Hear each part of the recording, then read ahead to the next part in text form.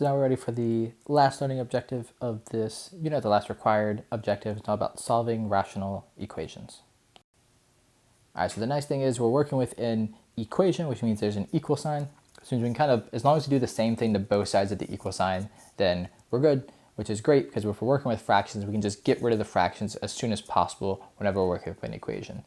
We can't do this with an expression. An expression means there's no equal sign, and we can't kind of just do whatever we want. But the nice thing with an equation is basically do whatever we want as long as we do it to both sides at the same time. All right, so we've done problems like this early on in the year. You could solve this problem by adding 2 and everything, but whenever I see these types of problems, I always think about how can I get rid of the fractions as early as possible. So I know if I multiply both sides of my equation by the same thing, then I'm not going to change the equation and then everything's fine. So if I multiply everything by 3 on both sides, then on the left-hand side, when I take 3 times 1/3, the 3's are going to cancel and I'm just going to get a single x. I had to distribute the 3 in, so I have to do 3 times -2, and that's -6. On the right-hand side, 3 times 3 is 9, so I get 9/5. All right, so by multiplying both sides of this equation by 3, I got rid of that fraction on the left-hand side. Now I can do the same thing with the other denominator, 5, and multiply everything by 5. That's going to be 5x minus 30. Just distributing that 5 in, and then 9/5 times 5. The 5's are going to cancel because I had this 5 on the top and that 5 on the bottom. I'm just going to get 9. And now I can add 30 to both sides, and I can divide both sides by 5. And that fraction doesn't simplify, so I just get this as my final answer. All right, so we're going to use this as motivation for how to solve our expressions when now we have x's in the denominator as well. It's going to be the same process. All right, that's basically what I just said. All right, so here we have a problem. I have this fraction. You can see there's x's all over the place. But the main thing is that we have these fractions with an equal sign. Again, it's important there's an equal sign. It's not just an expression because that means we can manipulate it by just doing the same thing on both sides. So what we want to do is on the right-hand side, I'm going to multiply everything by x plus 1, because that's the bottom of that fraction. And because I'm doing that, I also have to do it on the left-hand side. I'd start on the right-hand side because that's a more simple case. I have an x plus 1 on the bottom and an x plus 1 on the top. What's easy to do is just 7x. On the right-hand side, there's a bit more going on. This x plus 1 is going to distribute into the -1 part, and it's going to distribute into the fraction part. All right, so the first thing is x plus 1 times -1 is going to be -x minus 1. And then when the x plus 1 distributes into the fraction part, the x plus 1's are going to cancel, and I'm just going to get -7, all right, because the x plus 1 is going to go away, and I just have that -7 that's there. And now you can see this problem is much simpler to solve. There's no fractions involved. I can combine some like terms first. Then I can add x to both sides to get all the x's on the same side. And I can divide by 8 to get x is -1. So my final answer is x is -1. But here's one problem when you're dealing with rational equations, is sometimes you get an answer and it actually doesn't make sense, because one way we check our answers to make sure they're actually right is we plug them back into the original problem. And if we try to plug -1 back into this problem, we get -1 plus 1 on the bottom, and that's 0. And this is the thing we've talked about multiple times this unit, is you cannot divide by 0. So we get down to this answer. The only thing that looks like it would work doesn't actually work, so we cross it out. And if our only answer that would work doesn't work, that means we actually have no solution. So this is just one extra step we have to deal with whenever we're working with fractions, is always making sure we're not dividing by 0. So this answer looks like it should be right, but it's actually not.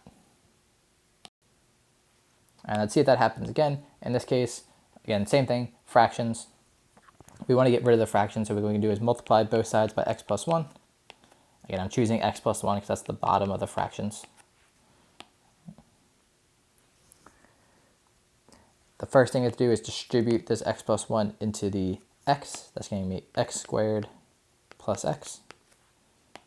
And then it has to multiply by the fraction part. Again, that's nice because the x plus 1 on the top and the x plus 1 on the bottom cancel, and I just get minus 3x. On the right-hand side, the simpler case, x plus 1 and x plus 1 cancel, and I get 3.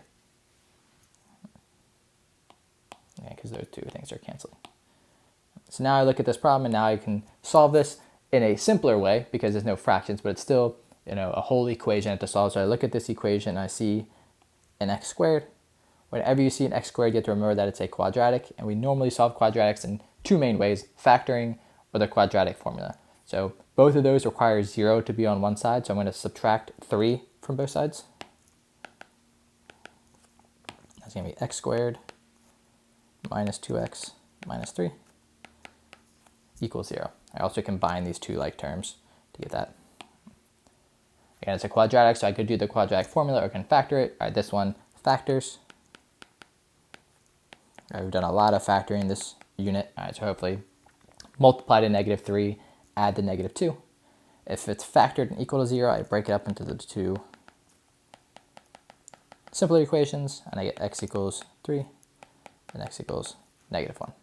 And those look like the two answers. But again, we always have to check whenever we're working with fractions to make sure they actually make sense. If I try to plug negative 1 in, I run into the same issue we ran into the last problem. I would end up dividing by 0, so I had to cross this answer out. It doesn't actually work.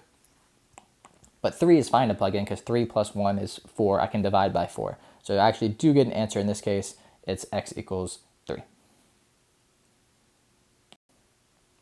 All right, one more problem. All right, so in this case, there's a bunch of different ways you can do it, but one thing you can see that's going to make this problem a little bit more complicated is right at the beginning we have a quadratic in the denominator of one of our fractions. Quadratics are always going to be more difficult to deal with than linears, which is when there's not the x squared. My advice would always be to factor things as early as possible, so it might show you some shortcuts. So I'm going to go ahead and factor that. Leave this the same. On the right, I can factor x squared minus 36 is going to become x minus 6 times x plus 6. All right, and now you can see that you factored, there's a relationship between the right-hand fraction and the left-hand fraction. So this just means when you go to multiply now, there's less you have to multiply by. It's not 3 separate denominators you have to multiply by because this denominator is made up of the other two. So what I'm going to do is multiply both sides by x minus 6 and x plus 6.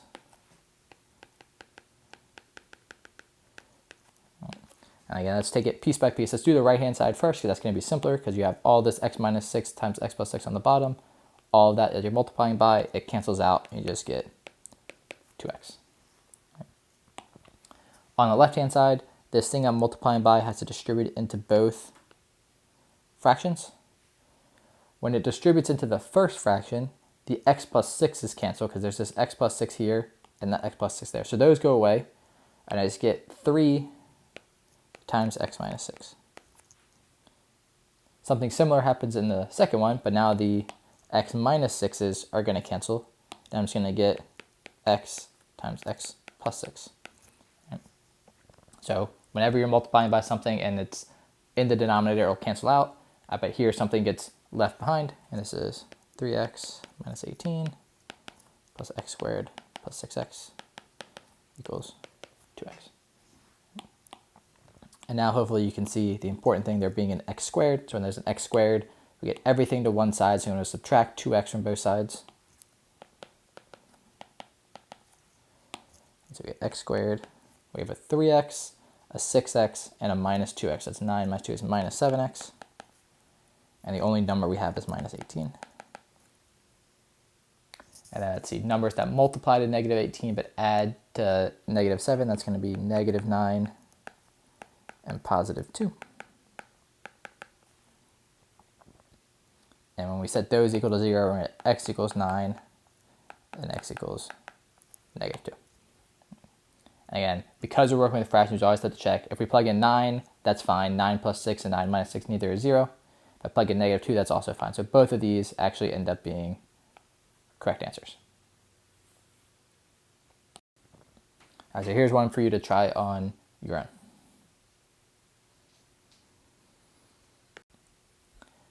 And the big thing, again, the first step is I'm going to multiply both sides by x plus 8 because that's the bottom of my fractions.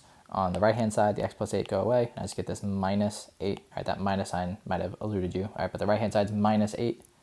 On the left-hand side, distribute x plus 8 into 1. That gives me x plus 8.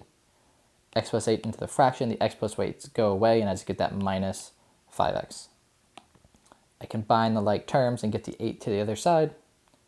And divide, you get x equals 4. Again, the last step is to make sure that 4 actually makes sense, and I can plug 4 in because 4 plus 8 is 12, not 0. All right, so just demonstrate your mastery of this topic. Are you going to do some problems on delta math? Delta math breaks it up into a bunch of different levels, so you're going to do some at level 1, some at level 2, and some at level 3. All right, again, they're all similar to the problems that were done in this video. Again, go through them. Delta math is good that it kind of shows you the solution of how to work it out. All right, so if you need help, let me know as you work through them. But I think with this video, you should be able to get through those 3 levels.